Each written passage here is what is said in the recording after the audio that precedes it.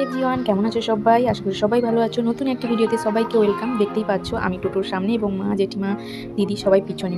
বাড়ি এসেছি আমি শনিবার দিন, আর রবিবার দিন যাচ্ছি মেলা দেখতে।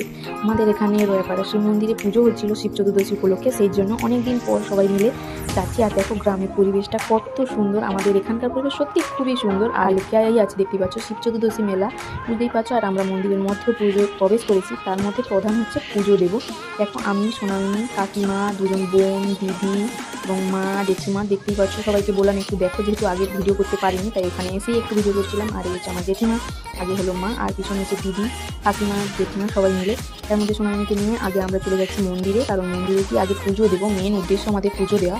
এসে গেছি এখানে এবং 5টা ফুল প্রসাদের ডালি বলে দিয়েছি পুজো দেওয়ার জন্য। আর এই হচ্ছে ঘাট মন্দিরের, আর পিছনেই দেখতে পাচ্ছ বাবার মন্দির, এখানে আমরা যাবো। তার মধ্যে খাই অদিতিও এসছে, ওরা বাইকে এসেছিলো। তারপর দেখো ফুলের ডালি নিয়ে চলে যাচ্ছি, সরি পুজোর ডালি নিয়ে। তারপর দেখো মন্দিরে এসে গেছি, এসে পুজো দেওয়ার জন্য খুবই লাইন, যেহেতু মেলা এসছে কিন্তু সবাই পুজো দিচ্ছে বাবার কাছে। দেখো আমরাও পুজো দিয়ে দিলাম। আর এখানকার মন্দির সত্যি খুবই জাগ্রত। আমরা শুনেছি যে বাবা বিশ্বকর্মা এক রাতের মধ্যে এই মন্দিরটা তৈরি করেছিল।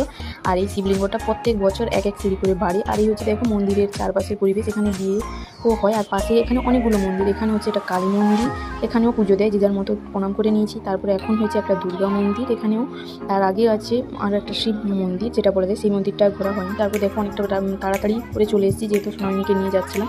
সব কিছু ঘিরে চলে এলাম, খেয়ে খাওয়া দাওয়া করে। বেশি ভিডিও করতে পারিনি, কেমন লাগছে জানিও, ভালো লাগবে লাইক, কমেন্ট, শেয়ার এবং সাবস্ক্রাইব করে পাশে থাকবে। দেখা হচ্ছে নেক্সট ভিডিওতে, বাই।